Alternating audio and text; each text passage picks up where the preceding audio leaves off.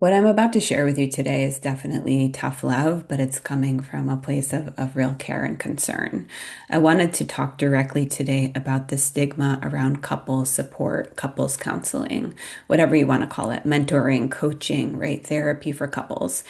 And what I see is that there is still a stigma, whether it's overt or obvious within you, or whether it's more subtle and playing out in the background. What is still the case in pretty much 99% of situations is that couples wait until the final hour before actually reaching out and getting support. So I have the perspective today I want to share with you, both from a professional standpoint of helping people and supporting people, and the personal lived experience of doing this in my life over 10 years ago when my marriage collapsed. And we did that too. We actually only reached out and got support way, way, way after we should have. And so this is the takeaway for everybody, right? If we can just take a moment to understand and unpack this a little bit, what I'll say to you is it's not smart for people to wait until the final hour. It is not. I'm not saying that people who are going through a crisis, right, in a partnership shouldn't reach out for support. I am not at all.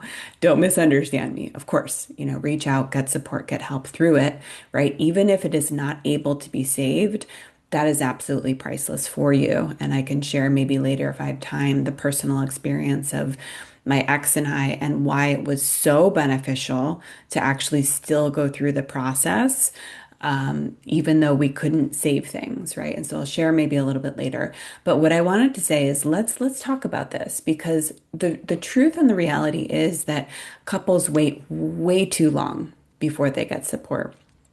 And the reason why is because there is still this stigma, whether it's overt or whether it's really subtle, playing in the background. People think that they shouldn't need support unless something is very, very wrong. And that is absolutely an erroneous and dangerous way of thinking when it comes to relationships and partnerships between people. There's also the added level here that we are in times right now of great transition. And if you are at all familiar with the work that I do, I am really in devotion to completely overhauling the way that we do relationships. I call it the new paradigm that's being asked of us right now, which has to do with let's actually get a little bit wiser, more mature, and more conscious with the way that we're doing relationships across the board, but I also specialize in love relationships and couples, right, as well. So it's really not a good idea to wait until the final hour. Unfortunately, I'll just tell you the statistic straight up is that in 99% of the cases, when people wait until the last minute, it's not going to be able to be saved. This is something that I know a lot of you are not going to want to hear, but I'm just telling you, it is the truth. I'm not saying that you never, ever, ever can save things, right? But I know because I've seen time and time again that it's not possible to save things when you've waited that long, when it's too far gone. Here's the humbling part of it that I want people to take away. We need to be much more proactive with the care and the health of the relationships around us. It is not something where we wait until the last minute, right, and then put the burden onto a professional to magically come in and save things when it's not actually fair to do that to somebody, right? You're actually asking them to put out a fire that is completely out of control. And the truth is that even though if people are not intentionally doing this, when couples reach out at the final hour, there is like this expectation oftentimes, whether it's directly spoken or not, that the person is it has to save the situation. And it's just that that's not fair. It's too much of a burden to put onto the professional. Obviously, people can help as much as they're able to, but I'm just telling you the truth of it is that it doesn't often work out because it's too far gone. So, how do we fix this problem? First of all, the stigma has to be let go of couples counseling, right? Meaning that something is terribly wrong or any of the shame around it has to go, right? It was much worse back in the day, right? When my ex and I actually sought couples counseling, this was in 2014. So that was, 12 plus years ago. Back then, it definitely was a thing. I mean, the whole stigma around couples counseling was the reason why we didn't actually get support in the first place. Now, I wish that we had a more mature understanding of it back then, but we didn't, and that was the reality of the situation. However, I learned a very important lesson, which is that we waited way too long. And once we actually get humble enough, it's difficult, but this is the key to actually accept personal responsibility that we did not tend to the health of the relationship like we should have been. And we didn't. We waited until things were way too far gone before intervening, and that is not something that I recommend. Right. And so, again, if you're a couple and you're going through a hard time and a crisis, absolutely reach out and get support, but have really realistic expectations for what is actually going to come and start to digest and process some of the grief around we waited too long, most likely, right? We waited too long. I know this is a lot for people, but I also just want us to move out of this illusion that a relationship does not require regular love, care, and maintenance. A relationship is like a garden that needs to be tended to. I'm not the only person who has spoken about this. It requires maintenance, care, right? It requires not expecting that it's magically going to be amazing until death do you part. No, a relationship is work. It requires tending to, just like all relationships do. An unconscious level of approaching relationships is where you have this false belief that everything is just going to magically sort of align and work out. That's not even the purpose of relationships. The spiritual purpose of relationships is that two people come together, whether this is in a love relationship or any relationship.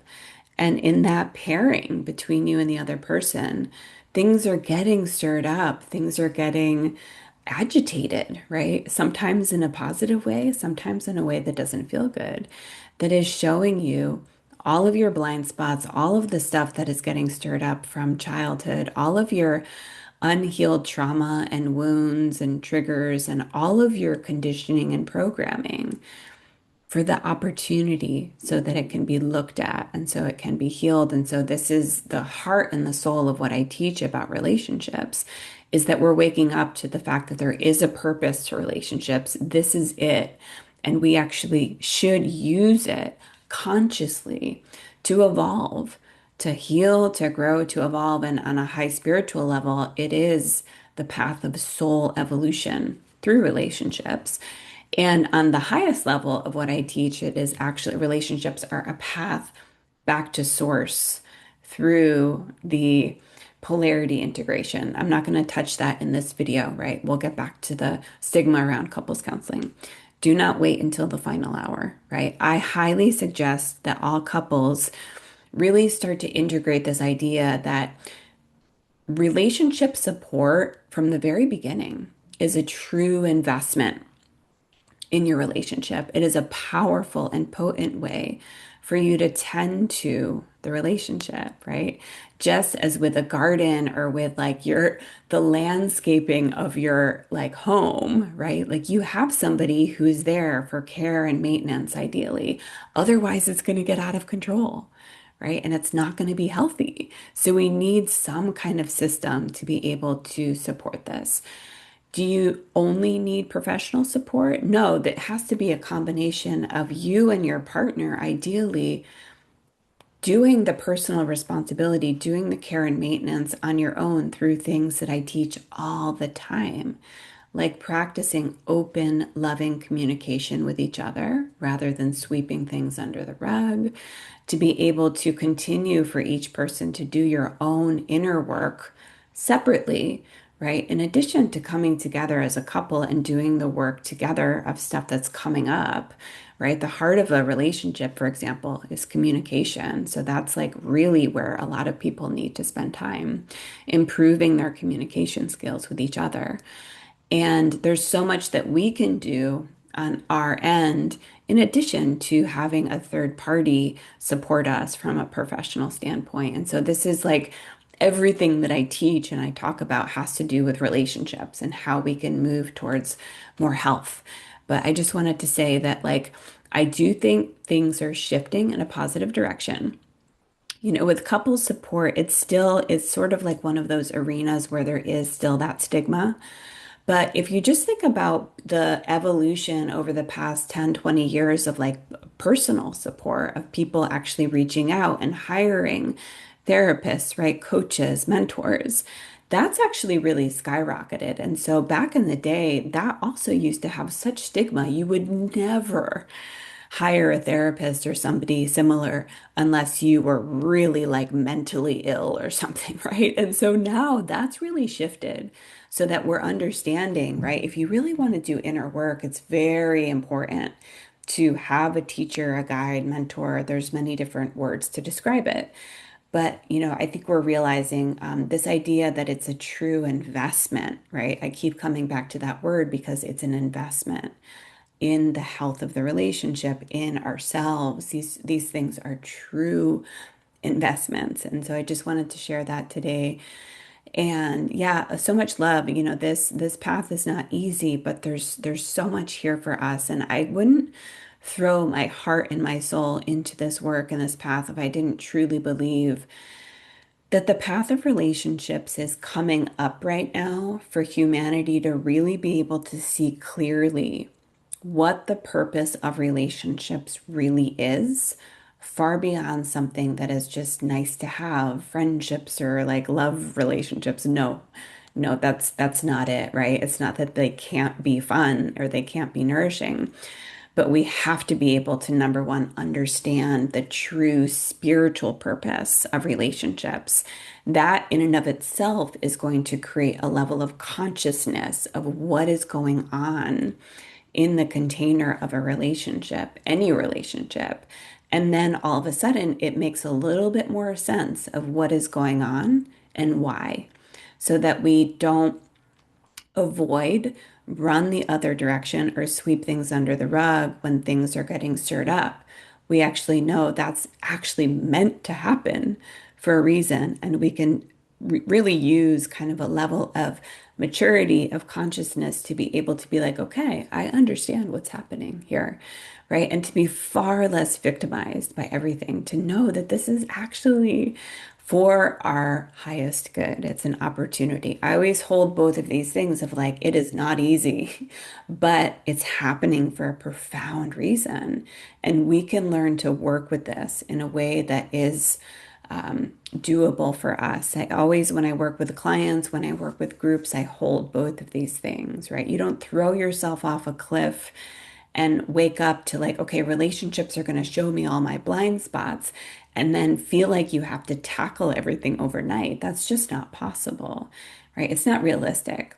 So in this path, what I teach and what really is happening for us on a soul level is that every single day we're being served the exact conditions and material that we use, right, for this work. And so, what I mean by that is that life is actually trying to work with us. It's kind of this idea that, like, God or spirit, whatever word you want to use, only gives you as much as you can handle. There's a real truth to that once you start to wake up to every single day. Life is actually giving you the exact material that you need on that day to tackle it, right? And to work with it. And although there's a truth to the fact that we can't obviously control sometimes the speed of what happens, and we do have to have a certain level of openness, trust, and surrender of like what is going on, there is a part of it where if we ignore our intuition, if we ignore the nudges of our life that are pointing us in different directions, then the whispers of our soul, of our intuition, have to get louder and louder and louder because we're not listening. And then that's when things really start to get shaken up and crises can happen, illness can happen. I mean, this is the story of my life. For almost 20 years, I was ignoring the red flags in my prior relationship. And so was given multiple opportunities, multiple times over many years to listen, and I didn't listen. I tried, I have a lot of compassion for myself. I tried the best that I could. Ultimately, things happened the way that they needed to. I needed a very hard wake-up call that I didn't have a choice. I couldn't actually run away from it. I was forced. That's why I say I was forced down this path. So I don't want this to happen to you or anybody. And it really does kind of map onto what I'm saying to couples is that if we actually wake up and become devoted to the daily sort of care of our relationship and of ourselves, then a lot of this can be prevented. There is a certain level of proactiveness that can and should be built in to this work. And so I just hope that this lands with a lot of love. I know some of this is hard to swallow, but I do believe we just need to speak truth to this and not avoid this conversation anymore because it really is, we're moving into a time where beyond just not waiting until the final hour for couples to get support, because this is a huge time of transition and we're being asked to really be able to do relationships vastly differently. Again, this is like what my everything I talk about and teach about with relationships has to do with this whole conversation. So please touch into my work if you're, interested in what I mean by the new paradigm. But obviously, humanity, in terms of where we're being asked to grow and evolve, is that we need to overcome these old patterns, right, of codependency, of yeah, just all of these different sort of trauma bonds, right? The empath and the narcissist, right? The anxious and the avoidant always coming together. These pairings actually happen for a reason because there's a potential there for us to be able to do this work of waking up to certain things that aren't working. But humanity is being asked to step into a whole different way that really is a transcendence of codependency. It's a transcendence of insecure attachment to be able to move into the higher levels of relationships. So that's clearly from my vantage point, where humanity is being asked to go. And I believe that if you think about like just the state of the world, everything can be boiled back down to relationships with each other. I mean, literally, if you think about it, literally everything can be boiled down to relationships between humans. And so I'm going to start to wrap up there, but so much love to everybody. Go get support now. It's a true investment, right? From the very beginning, it's a true investment. And there's many different levels and ways that you can get support. There's a ton of free content online, like enormous amounts of free content online, because always the conversation is like, well, I can't afford it. I can't afford it. If that is 100% true for you, then I respect that. And there's a ton of content. There's a ton of like, you can like buy a book. I have many books that I recommend. I have like my top 5 relationship books I speak about often in this work. You can buy a book for $10 that will take you so far, right? And so there's many ways to work around true financial insecurity if it comes to getting support, right? However, I just also want to be real with you that oftentimes many of us use that as a bit of an excuse. And if you actually look at where you're spending your money over the course of a month, there most likely are places where you can make sacrifices to be able to even just have maybe one session a month with somebody, right? You can do it, I promise you. This is another thing where we have to get really honest with ourselves of where are we spending our money. And there's something that's really cool about when you're working on your money stuff and money mindset. Oftentimes, the professional people, the coaches will ask you, look at where you're actually spending your money to see, does that actually align with your values and what you want to be investing in, right? there oftentimes is a difference between where we're actually spending our money and like what we say our goals are in life. So let's just all get real. I am not somebody who is a wealthy person, but I choose to invest my money into working with my support people because that is a top value in my life, right? So I make sacrifices, many sacrifices in other areas of my life to prioritize what I know I can't avoid. So much love, everybody. Please let me know if you have comments or questions. I would love to especially talk about this conversation because it's a really important one. So talk to y'all soon.